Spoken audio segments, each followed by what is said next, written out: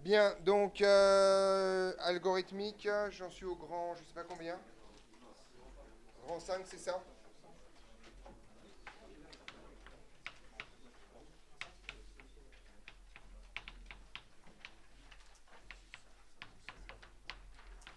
Algorithme de tri. Alors les algorithmes de tri sont des algorithmes extrêmement importants. Euh, Peut-être un peu moins dans les pratiques, en tout cas pédagogiquement ils le sont, ça va nous permettre de revoir à peu près tout ce qu'on a vu depuis le début de l'année, les boucles for, les boucles while, la récursivité, tout ce qui est algorithme quadratique. On va voir ça beaucoup en télécours, vous en avez. Alors il est peu clair dans le programme. En gros, on a quelques différences d'appréciation. Il s'avère qu'un certain nombre de mes collègues pensent que vous n'avez pas à les savoir. Moi, j'ai pendant longtemps enseigné le fait que vous deviez en savoir encoder une et reconnaître toutes les autres. Il s'avère que quand même, quand on regarde le programme dans le détail, il est quand même écrit nulle part que vous n'êtes pas censé les connaître. Et donc, à mon avis, voilà, vous devez savoir, vous devez les connaître. Donc, je vous ai préparé, vous aurez une fiche, je ne sais plus, voilà, sur les méthodes de tri. En tout cas, votre télécours est extrêmement important puisque c'est à cette occasion-là qu'on va les voir un par un, d'accord? Des méthodes de tri à connaître, vous en avez quatre, d'accord? Le tri par sélection, qu'on j'appelle aussi le tri naïf, que vous connaissez déjà. Alors il y en a deux versions, mais c'est la même. Le tri en général, le plus simple, c'est vous prenez le minimum et vous le permutez avec le premier élément, d'accord? Vous avez la même avec le maximum et vous le permutez avec le dernier, d'accord? Ce qui est littéralement même. Vous avez le tri par insertion, que vous avez croisé dans votre DS de la semaine dernière, voilà, qui consiste à prendre un élément et à le... Alors il y a deux versions, à l'enlever, à décaler les éléments de un cran tant qu'ils sont plus grands que lui, et à remettre celui-là à la bonne place à la fin. D'accord? C'est littéralement comme vous rangez une bibliothèque. Vous avez un livre, vous faites schlack, sploum, splack, vous mettez le livre au bon endroit. Et une autre version qui est de le laisser en place, mais de le permuter à chaque fois tant qu'il est plus petit, ce qui le rapproche un peu du triabule de ce point de vue-là. Le triabule n'est pas au programme, il n'est pas explicitement noté, donc voilà. Et vous avez ensuite deux tris plus performants. Le premier qui s'appelle le partition fusion qu'on verra la semaine prochaine, ce qu'on appelle le tri rapide, qui n'a de rapide que le nom, voilà. Enfin, c'est un peu un tri bizarre. Voilà. Ce qui m'intéresse aujourd'hui, c'est pas de faire une liste de tous ces algorithmes, mais qu'on parle des diverses caractéristiques d'une méthode de tri, d'accord, et qu'on regarde un peu comment ça marche. Donc on est parti. On va faire un petit 1 qui s'appelle généralité. Et le petit 2 sera consacré au contenu de vos télécours, à savoir les diverses méthodes de tri. Donc déjà, on va considérer que c'est une méthode de tri. Donc pour une méthode de tri, il vous faut un objet mutable, d'accord, itérable, plutôt indicé, c'est-à-dire que les trucs sont repérés par leur position, d'accord. Donc une méthode de tri s'applique, plus ou moins, je peux faire une définition pour trier, quoi. C'est trier, quoi, globalement, d'accord. S'applique à un objet indicé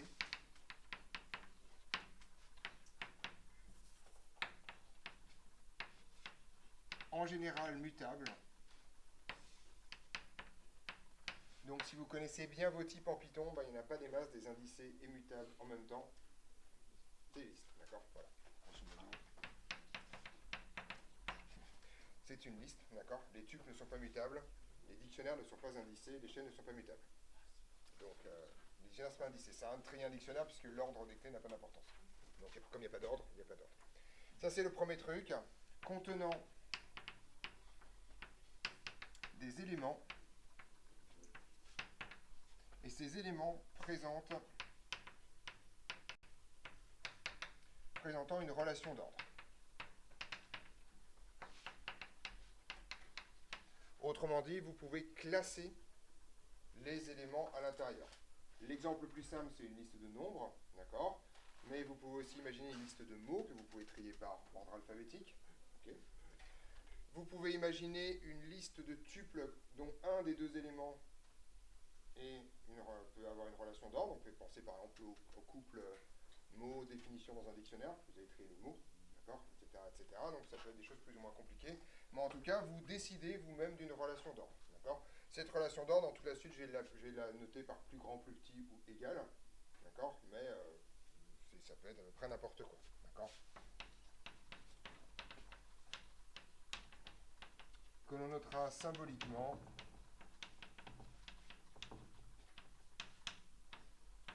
plus petit, plus grand et égal égal. Voilà.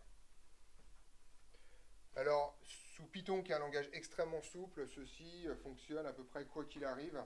Python est capable de comparer des tuples, il est capable de comparer des listes. Alors en général, il fait un truc très con, il prend le premier élément et il les compare. Si c'est encore une liste, il redescend d'un cran jusqu'à ce qu'il tombe sur un truc qui soit un nombre, soit un caractère. Voilà. Et là, il sait faire, soit en alphabétique, soit en plus grand, plus petit. Alors l'alphabétique, méfiez-vous toujours des trucs par défaut, hein. Vous n'êtes jamais à l'abri de savoir ce qui se passe quand vous faites des tris. Est-ce que les accents, par exemple, sont comptés ou pas? Est-ce que les majuscules sont différentes des minuscules? D'accord? Une machine bête classe d'abord les majuscules puis les minuscules. C'est-à-dire que Z majuscule est considéré comme avant dans l'alphabet que A minuscule. Ce qui bah non, en fait, c'est pas logique du tout. Dans un dictionnaire, c'est pas comme ça. T'as pas le dictionnaire des mots qui commencent par une minuscule et suivi du dictionnaire des mots qui commencent par une majuscule. Une machine de base considère que tous les E accentués sont à la fin de l'alphabet, ce qui est ultra pénible pour des locuteurs français, etc. etc. D'accord? Voilà. Encore une fois, s'il y a des gens parmi vous qui ont joué à Clair Obscur Expédition 33, vous le savez. Voilà, par exemple, typiquement, c'est ultra chiant. Pour les autres, vous savez pas de quoi je parle, mais pour ceux qui voilà. Donc voilà, ça fait partie des bêtises, donc ne faites pas confiance en général à une machine pour classer autre chose que des entiers. Voilà, là, ça savent faire, il n'y a pas de problème, ça va bien. Alors, trier une liste, c'est tout simplement faire en sorte que... donc, là, on va faire une vraie définition, puisque Louis a l'air d'en vouloir une. Trier cet objet signifie générer un objet similaire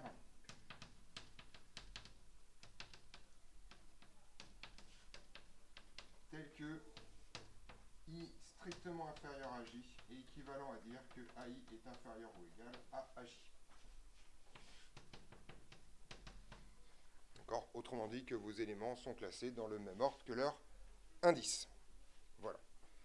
Donc, petite remarque, là, en vrai, c'est trier cet objet par ordre croissant, ce qui est le cas par défaut. Vous pouvez bien entendu décider de le trier par ordre décroissant. Ok, voilà. On est d'accord là-dessus? Voilà. Bon. Alors en fait, il s'avère, et c'est le seul intérêt de ce cours, qu'il y a un certain nombre de règles sur les tris, un certain nombre de vocabulaire qui s'applique sur les résultats que je vais vous donner, ou des fonctions que je vais vous donner. Alors, un tri peut avoir en fait plusieurs caractéristiques. Le premier, c'est que ce tri peut être en place ou non. Donc, un tri en place, c'est un tri qui, grosso modo, va faire des modifications dans la liste, d'où le en général mutable, et ne va pas créer une nouvelle liste en faisant ça. D'accord? Ce qu'on appelle un tri en place. D'accord? Et un tri pas en place, c'est un tri qui, au contraire, va être obligé de créer une nouvelle liste pour faire ça. D'accord? Donc en fait, petite remarque, n'importe quel tri en place peut être converti en tri pas en place. Il suffit simplement de faire une copie de la liste et d'appliquer le tri en place. Okay? Donc voilà. Mais il existe un tri structurellement pas en place qui est le partition fusion. D'accord? Et le tri par comptage, on verra tout à la fin. Mais voilà. Donc, un tri est dit en place si et seulement si il ne crée pas une nouvelle liste.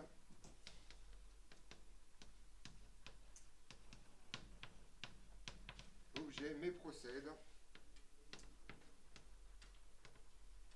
de permutation dans la liste initiale.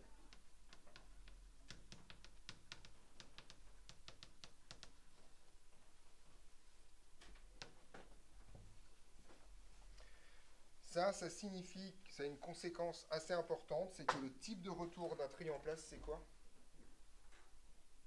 Vous l'avez vu dans votre DS? Ouais. Ah, pardon. Ou égal à AJ, oui. C'est les éléments de la liste, quoi, en fait. Vous préférez que je mette ça avec une nomenclature Python, plutôt?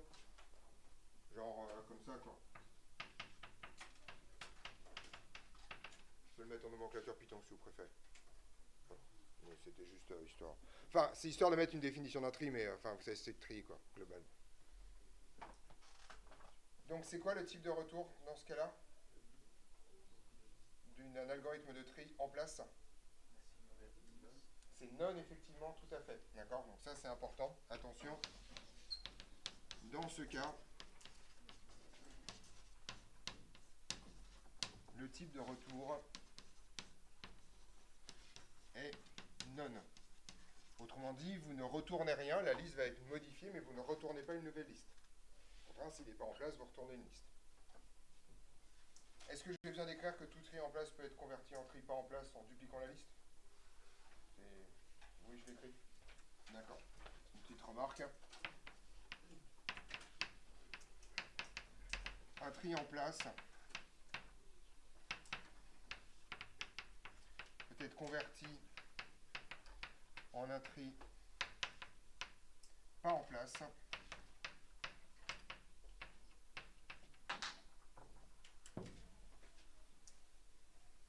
en créant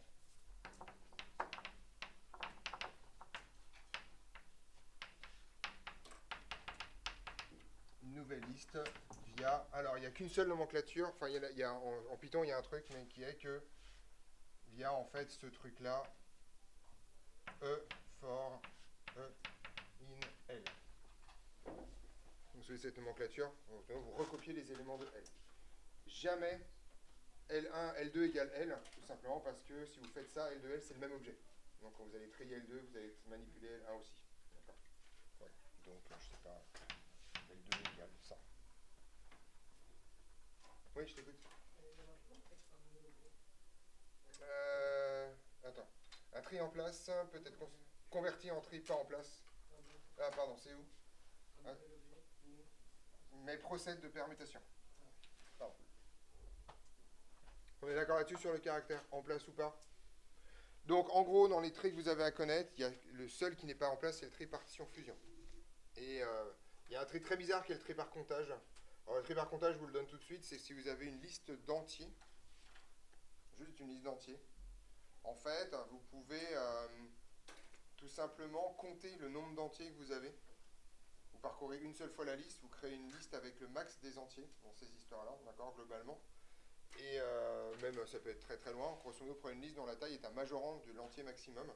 Et vous comptez, vous complétez dans la liste en simplement une incrémentation. Et à la fin, vous dites, bon, bah, dans ma liste, il y a 1, 1, 4, 2, 0, 4, 4, 7. Et vous reconstituez une liste complète comme ça. C'est le seul tri qui est en complexité linéaire. Mais vous voyez que ça s'applique dans un cas quand même extrêmement particulier. Vous ne triez pas des éléments, vous les recréez parce que vous profitez du fait que c'est des entiers. Encore, très par comptage. Ok là-dessus, ça c'est bon.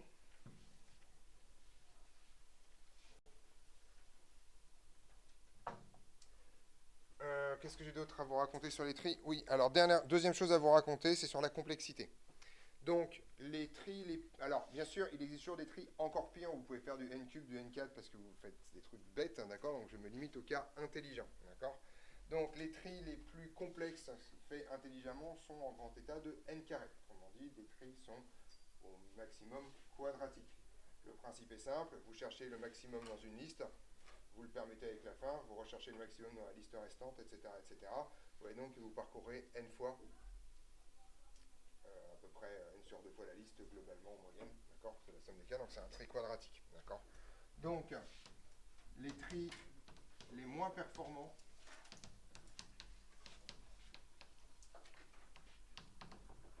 sont en θ de n carré, d'accord? Donc encore une fois, je mets toujours le tri par comptage de côté, parce que pour moi c'est quand même à peine une méthode de tri. Les tris les plus performants, en fait ça c'est un théorème de maths, vous ne pouvez pas avoir de tri plus performant que n log en base 2 de n. Voilà, donc linéaro logarithmique, d'accord? Là, je vais faire l'autre sens. La complexité, la meilleure complexité, je vais faire ça.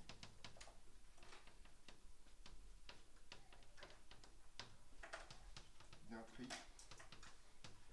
dans le pire des cas, s'entend,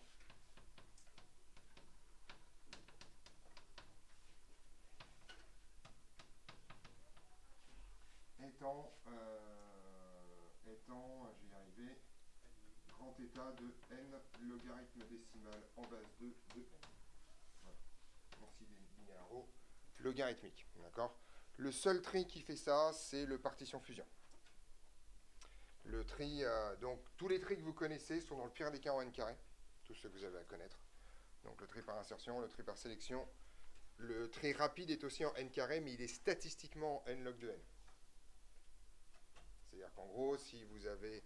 Donc en fait, il y a un énorme problème dans les tris, c'est comment ils se comportent quand la liste est déjà triée. Typiquement, en fait, le tri, vous recherchez le maximum, il est en n carré, même si la liste est déjà triée. Vous allez à chaque fois chercher le maximum n fois.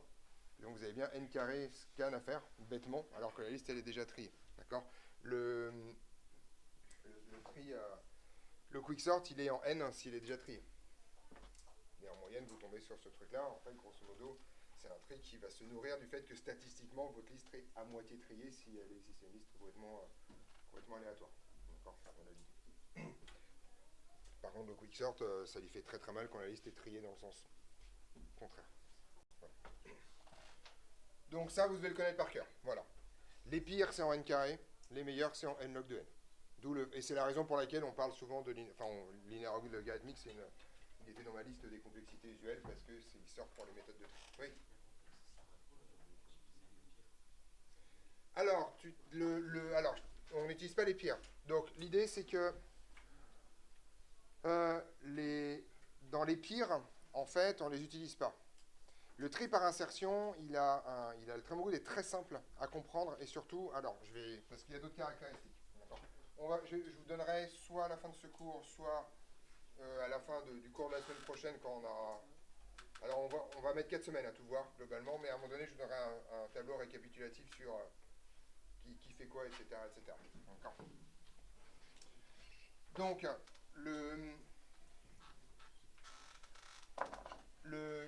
grosso modo là déjà vous avez quasiment les deux problèmes. En fait le problème si tu veux quand même que je réponde à la question un peu plus en détail, le tri partition fusion n'est pas en place. Autrement dit, tu dois créer une autre liste.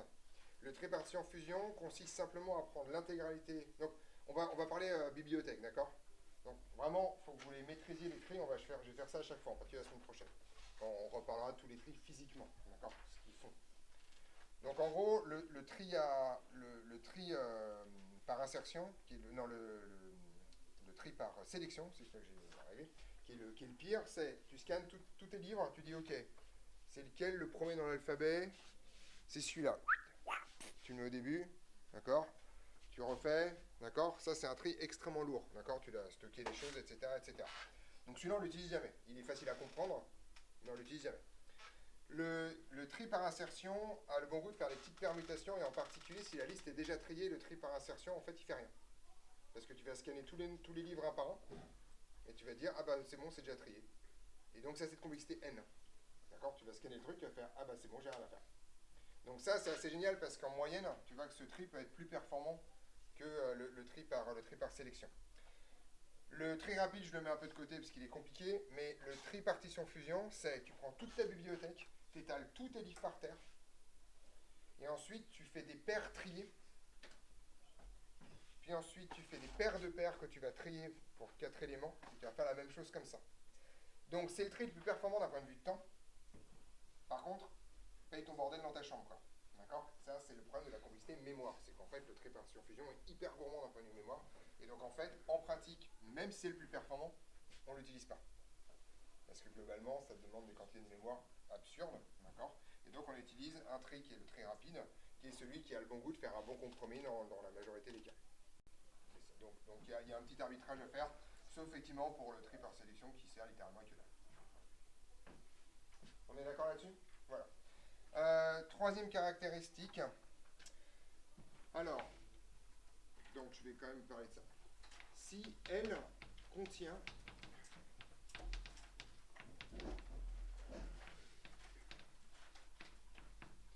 des éléments que je vais appeler AI, et ces éléments AI en fait vont être constitués de deux parties. Je vais les appeler alpha I, bêta I. D'accord? Où la relation d'ordre sur les AI ne conserve par exemple que alpha I.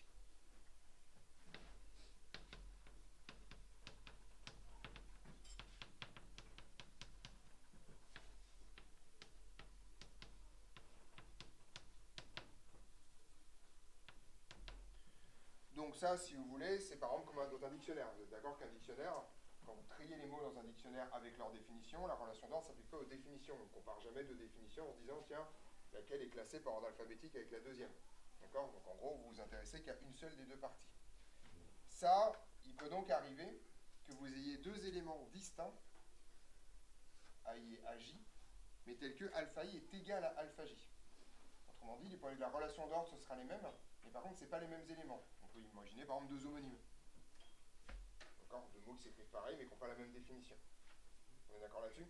Ou par exemple, si vous voulez trier les cartes par... vous avez des cartes à jouer, d'accord? Comme un jeu de cartes, et vous voulez trier les cartes par nombre croissant. Vous voyez que si vous dites que ça, bah, il vous manque d'une certaine façon un bout. Vous avez, par exemple, vous avez 4 cartes qui valent 5. D'accord? Du point de vue de la relation d'ordre, c'est les mêmes, mais ce n'est pas les mêmes cartes. D'accord? Vous avez 4 cartes différentes comme ça. Donc en fait, ça c'est un truc relativement pénible. Donc il peut arriver. On a donc possiblement, en tout cas,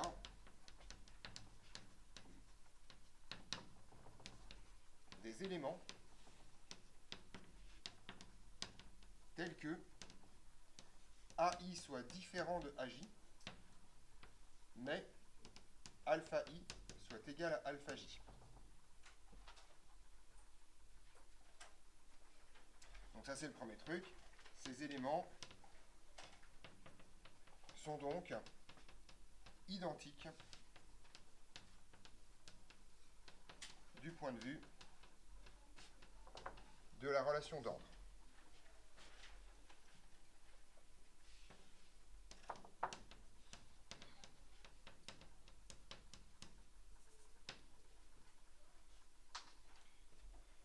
Et donc, en fait, on a un truc important sur les tris. Dans certains cas, c'est pas forcément obligatoire, mais il y a un certain nombre de cas de figure où on veut que, en fait, si vous êtes dans ce cas-là, votre tri conserve l'ordre initial de vos éléments.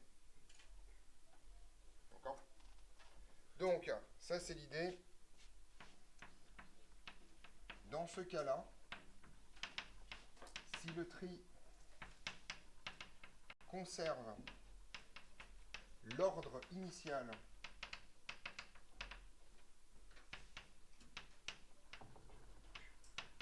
des éléments, alors il est dit stable.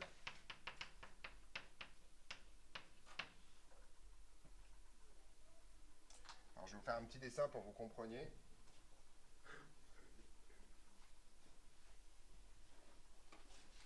On a un exemple ici, donc vous avez votre liste au départ comme ça, d'accord? Et vous avez ici par exemple un truc qui est 2A, et puis vachement plus loin vous avez 2B, d'accord? Ça c'est le truc initial. Vous êtes d'accord que quand vous allez trier votre liste, ces deux-là vont se retrouver côte à côte. Okay.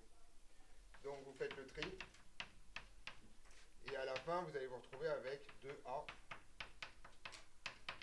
2B, d'accord? Ça c'est un tri qui est stable. Autrement dit, l'ordre à la fin est le même que l'ordre au début. On est d'accord? Voilà. Même ordre.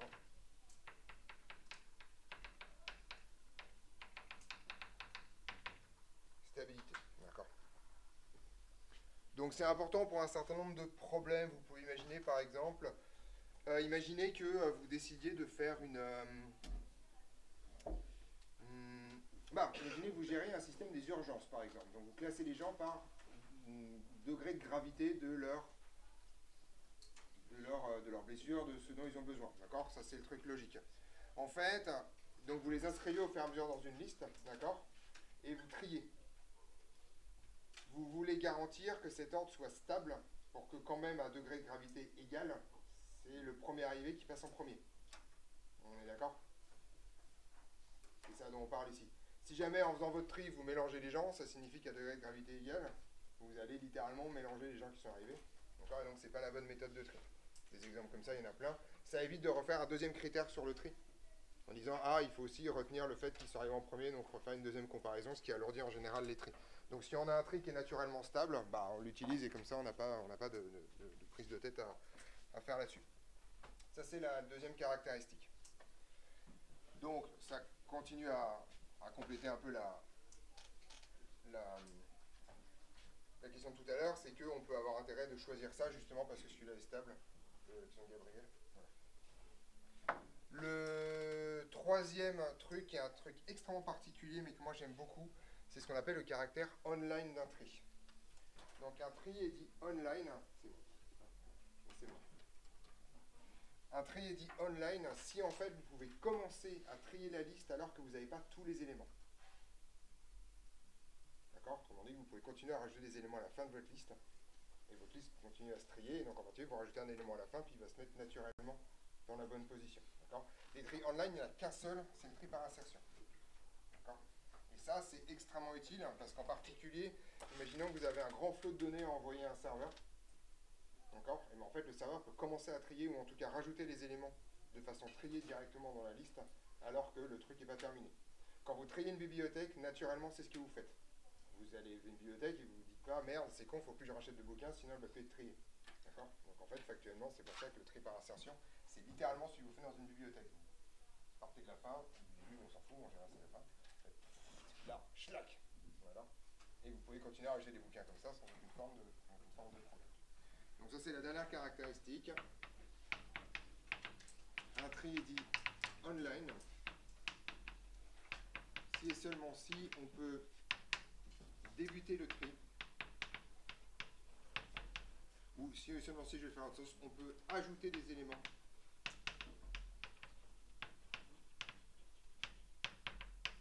en fin de liste au cours du tri. Là, vous voyez que le tri par sélection, par exemple, qui consiste à chercher le maximum et à le mettre au bon endroit, ou le minimum et à le mettre au bon endroit, bah, c'est un peu mort en fait. Parce que grosso modo, celui que vous avez rajouté à la fin, bah, ça se trouve c'est le minimum et vous avez considéré que le début est trié, donc c'est foutu. D'accord, un tri par sélection ne peut pas être online. Le seul qui est vraiment online, c'est le tri par insertion. D'où le fait que moi, par exemple, pour reprendre la question de Gabriel, moi c'est le tri que je préfère, le tri online justement. Le tri par insertion. Tout simplement parce que globalement, je trie mes données, si j'ai envie d'en rajouter une autre, là pour le coup, je sais que ça va être beaucoup plus facile à remettre plutôt que de me recoltiner toute la mécanique juste pour un élément, donc je sais qu'il est ça. Donc en fait, alors il y a un vocabulaire pour ça qui n'est pas au programme, c'est ce qu'on appelle le comportement des tris versus des listes presque triées. D'accord? C'est-à-dire que globalement, c'est pas la même chose de trier une liste qui statistiquement est complètement en bordel et trier une liste où vous savez que le nombre d'éléments qui ne sont pas bien rangés est extrêmement faible par rapport à la taille de la liste. D'accord? Et en fait, il s'avère que les performances des méthodes de tri ne sont pas les mêmes pour des listes triées, pour des listes presque triées, pour des listes déjà triées. D'accord? Il y a des tris qui ne voient pas que la liste est déjà triée. Donc, si vous voulez, voilà. Le partition fusion, typiquement, c'est un tri qui ne voit pas si la liste est déjà triée.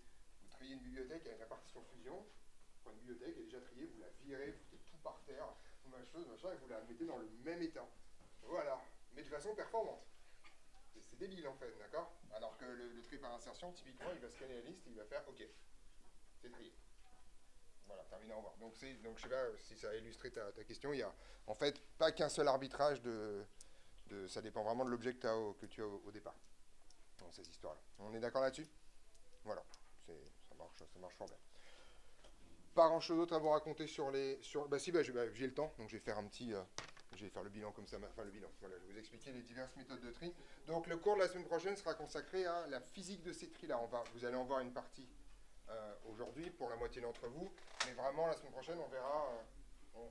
Mon pari cette année, c'est de jamais faire de code ici en cours magistral parce que c'est infernal, d'accord, mais de vous montrer physiquement comment il fonctionne pour que vous ayez un sens physique de cette histoire et que vous puissiez retrouver les codes vous-même. Voilà. Donc, petit 2, si je ne me trompe pas, c'est ça? Trio programme.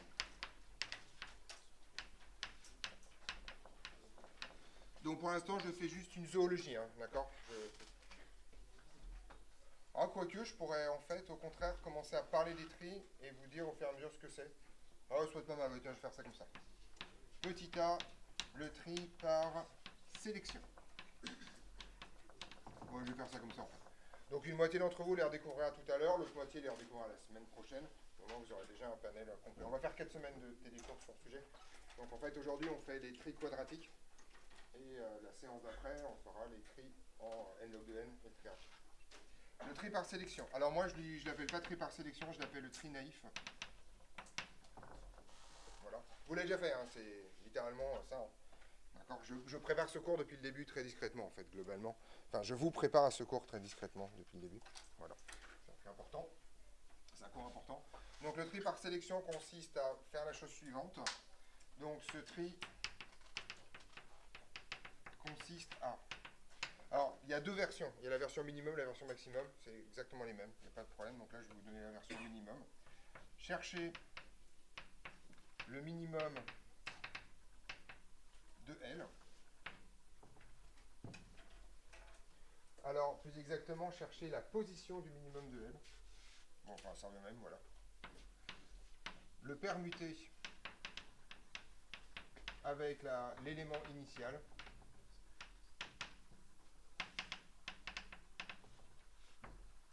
Et refaire la même chose avec la sous-liste privée du premier élément. Voilà.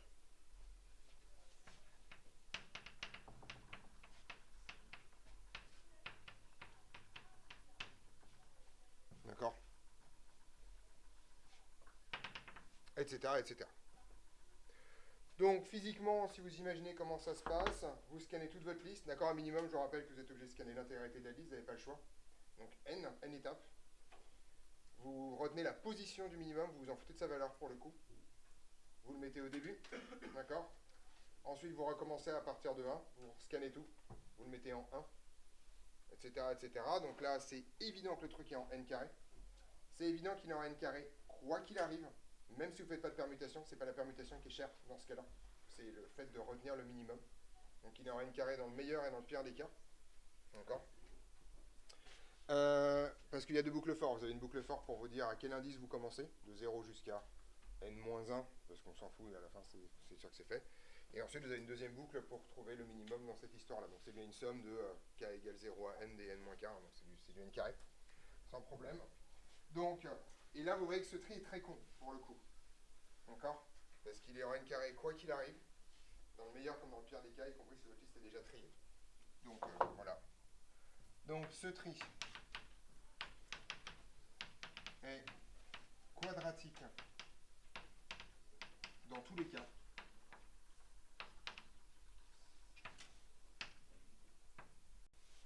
Ce tri est en place, pour le coup. Faites des permutations à l'intérieur de la liste, pas de problème.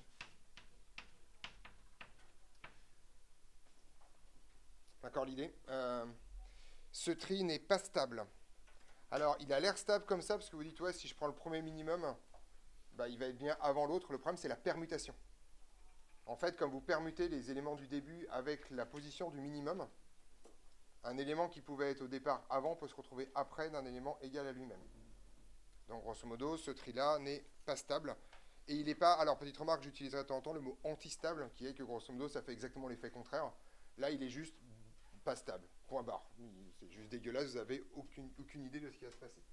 Donc, il est non stable. Et est-ce qu'il peut être online?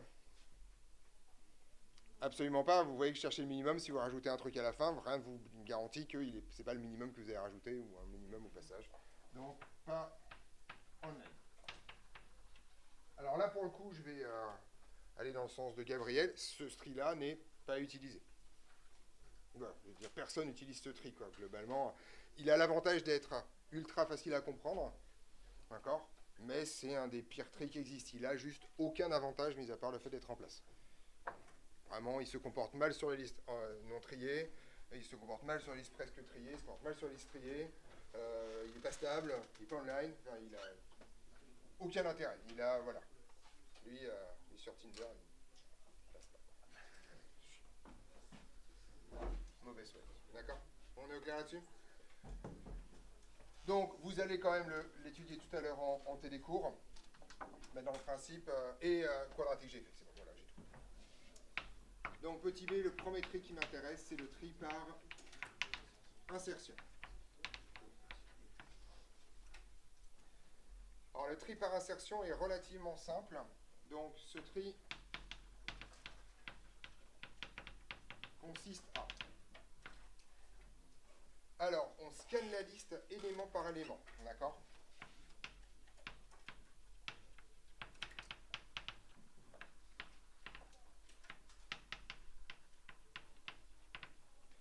scannez la liste, ça veut dire que vous avez un indice I qui appartient à 0, n-1, où n est la taille de la liste, d'accord? Donc vous scannez un indice I comme ça. Pour chaque élément, vous allez retenir sa valeur, d'accord? Vous allez la stocker dans un coin. Et vous allez faire avancer d'un cran tous les éléments qui sont plus grands. Schlac, schlac, schlac. Et vous allez compter combien d'éléments vous avez avancé. Et vous savez que l'endroit où vous allez devoir mettre votre élément à la fin de ça, c'est I-J. Si J, c'est le nombre de déplacements que vous avez fait. Si vous en avez fait 0, bah, vous le remettez en I. Si vous avez décalé de 1, vous le mettez en I-1, etc. etc. D'accord? Donc ça, c'est le trait par insertion de base. On scanne les éléments E de I, d'accord? On stocke la valeur de L de I. On décale d'un rang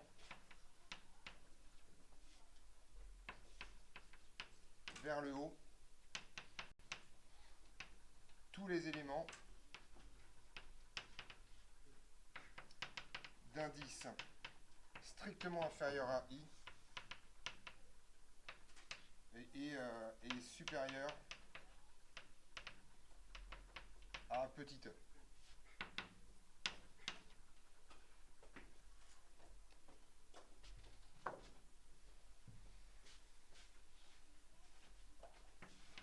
On compte le nombre de décalages J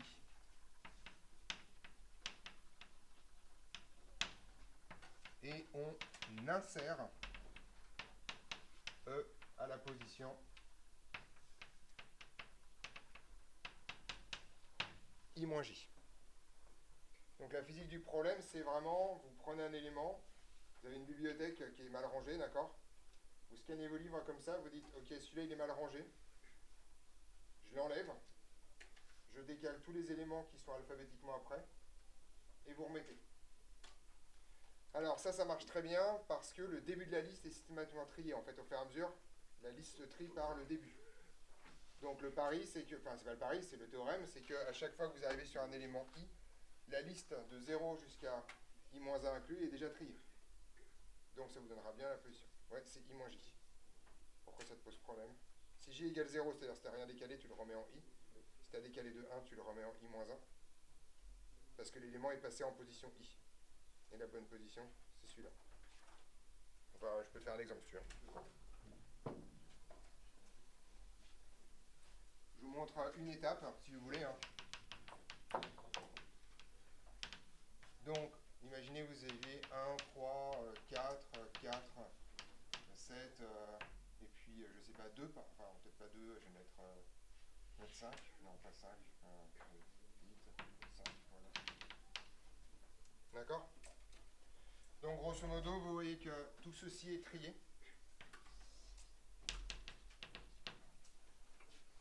Ça, c'est votre valeur de I, ici. Donc, ça vaut 0, 1, 2, 3, 4, 5, 6, d'accord? Égale 6. Donc, ce que vous faites, c'est que vous extrayez 5. Vous décalez 8 d'un cran. Vous décalez 7 d'un cran. Vous ne décalez pas 4. D'accord? Vous avez fait 2 déplacements. On va le faire là-dessus. Là, il y a 2 déplacements.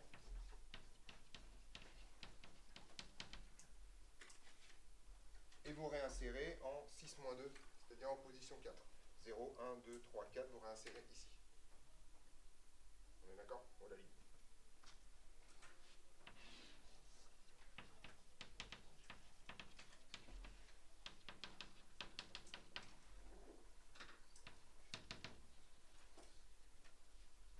Donc, ça, c'est le tri par insertion dans sa forme la plus pure. C'est pour ça qu'on l'appelle le tri par insertion, puisque vous l'insérez au bon endroit.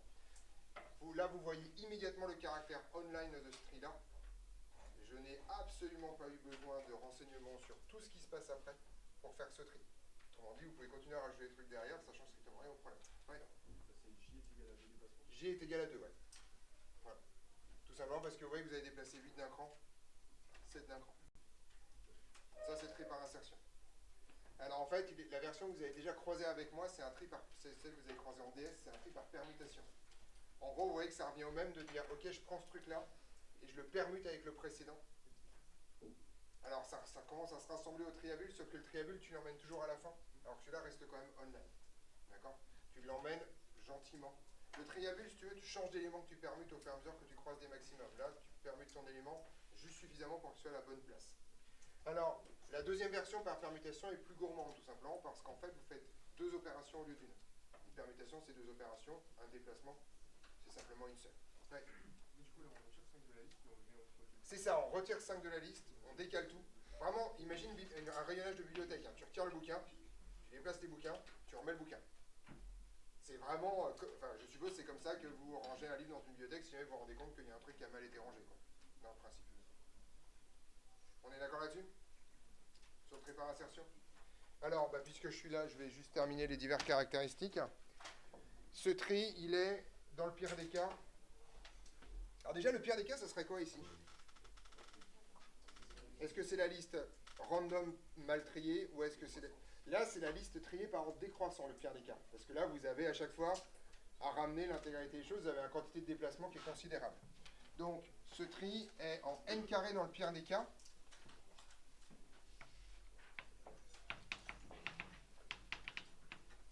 Quadratique dans le pire des cas. Mais qu'est-ce qui se passe si jamais votre... Je juste terminer là-dessus, j'en ai pour 2 minutes. Qu'est-ce qui se passe si votre liste est déjà triée? Ouais. Alors, non, 1 quand même pas, mais n oui. Simplement parce que vous allez arriver, vous allez faire ok, je le retire, ah il n'y a pas de déplacement, je le remets. D'accord? Vous allez faire ça. Et ça, c'est hyper sympa, mais en θ de n dans une liste quasi triée.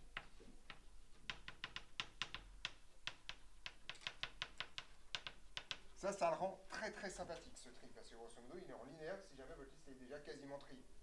D'accord? Est-ce que ce tri est...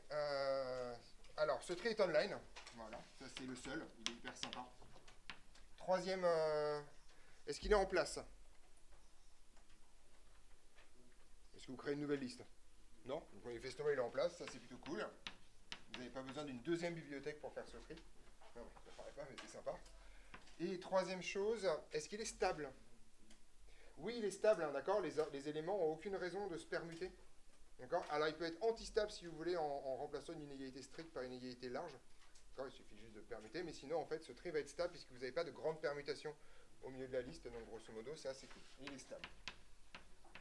Celui-là, meilleur match, d'accord? Voilà. Le seul problème c'est qu'il est quadratique, mais en fait vous voyez que c'est un tri qui est quadratique sympathiquement quand même. Globalement il se comporte très très bien par rapport aux listes déjà pré-triées. On verra la semaine prochaine les algorithmes linéaro-logarithmiques.